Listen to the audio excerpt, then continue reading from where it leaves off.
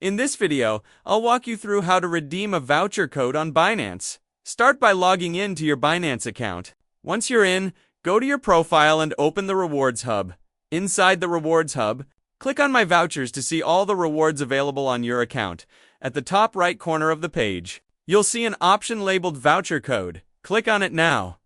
Simply enter your voucher code into the box and click Claim Voucher. If the code is valid and still active, it'll be successfully redeemed, and you'll be able to view and use your voucher directly inside the rewards.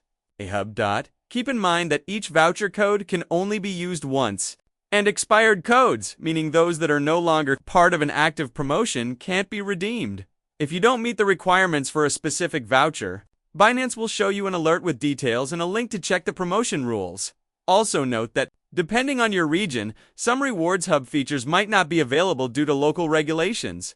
And finally, remember that Binance reserves the right to make the final decision on how token vouchers are used or interpreted.